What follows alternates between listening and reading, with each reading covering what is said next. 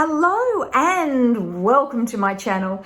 If you're new here, my name is Elizabeth, and on this channel we work on building our spiritual confidence so we can listen to our intuition and read our tarot cards with ease. And today we are going to be talking about the Queen of Cups.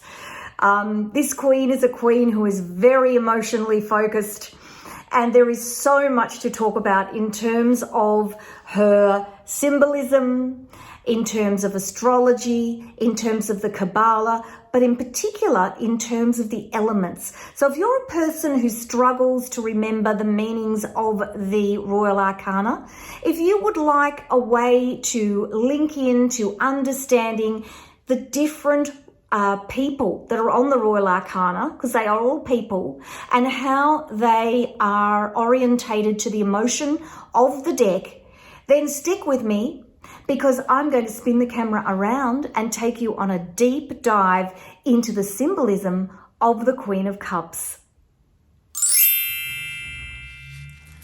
The Queen of Cups. The Queen of the Thrones of the Waters. And you can see here her throne is right down on the edge of the water. She is sitting in her emotion. I love this card. It's a beautiful card. Again, if we look at the Queen of Cups, and again, I'm reading from my tarot cheat sheets, which are available in my Etsy shop. If you would like a copy of these, I'll make sure that there is a link down in the description box for you. The Queen of Cups, water of water. Queens are water, and the Queen is water. That suit is water. So you're water on water, a doubling of energy, a doubling of emotional energy, a doubling of feminine emotional energy.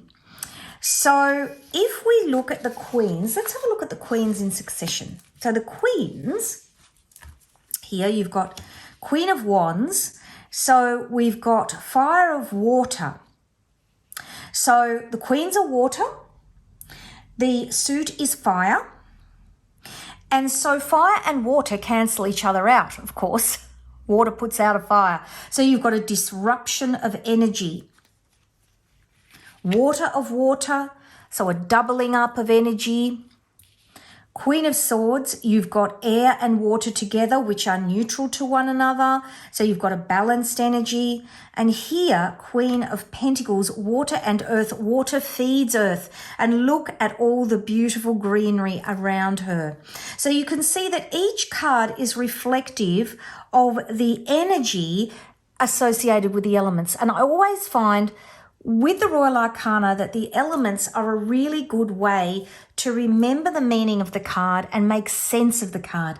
I will talk to you about the other bits and pieces attached to the card, but really I like elements for the Royal Arcana. All of the cards have elements associated with them, but they just seem to make more sense with the Royal Arcana. So let's talk about the Queen of Cups. Her Hebrew letter attribution through the Kabbalah is He, which is the creative power of the universal energy. So this is, it represents giving and receiving. It represents completeness of expression. It's a way of saying, hey, I am here, both to yourself and to the universe. The Queen of Cups represents water of water, flow of emotional changes according to the emotional influences present, as shown by the Queen's focus on the cup. So she's focusing both almost too much, I think, on her own internal energy as distinct from the emotional energy that's around her. And that, to me, is about the doubling up of the two water elements to create this overload of energy. The location on the Tree of Life is Bina, or understanding, meaning understanding, contemplation, deep spiritual energy, deep knowing and understanding that is present. You can see she has this deep, she's looking inwards. She's almost gazing at the cup like Narcissus gazed at his reflection in the water. It's gazing too much inwards, or you could argue too much inwards, but at the same time, by looking inwards, you're gaining this deep spiritual understanding. We talked about the element.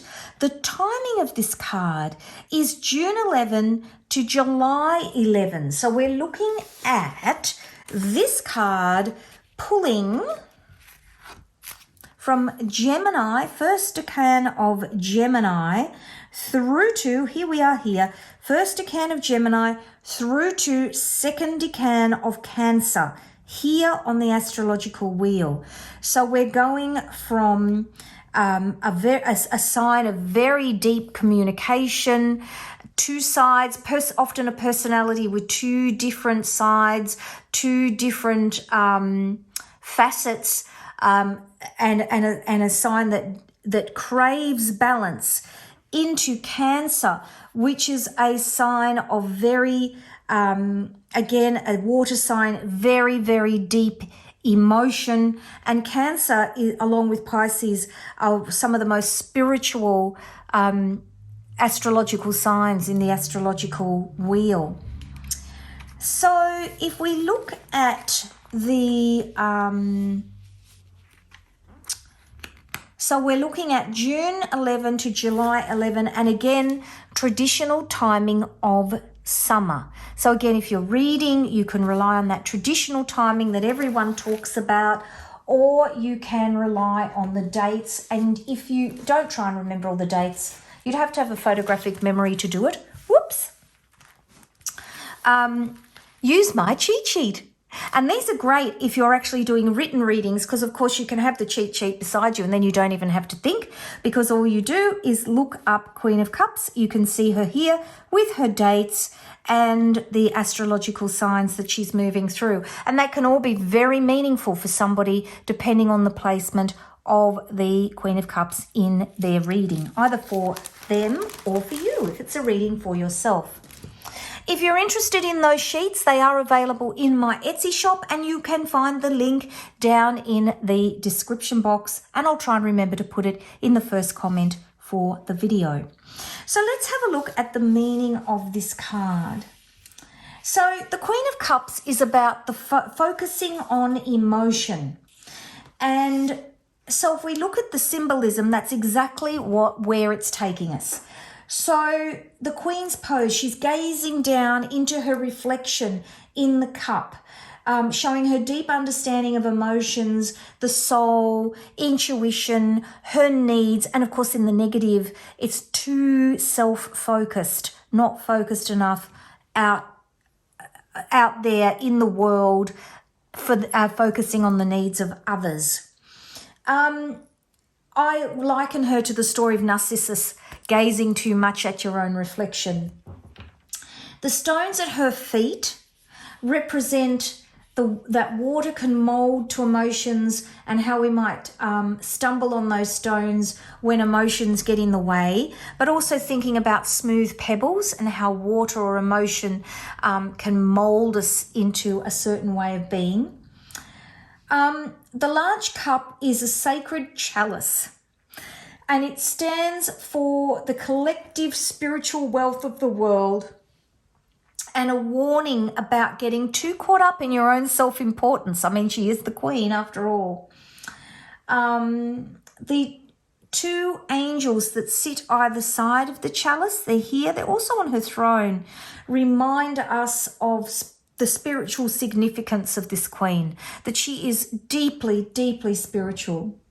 The cherubs on the throne remind us to be young at heart. They remind us of innocence.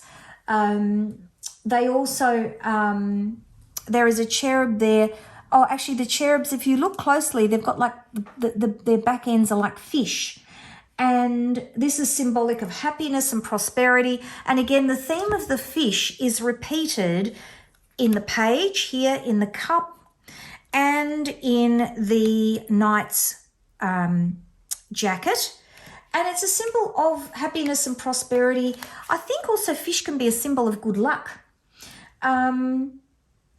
And it represents this idea of being focused on dreams and emotions. And again, there's always a cliff in the background, and cliffs often, they represent the challenges of our lives, our spiritual journey.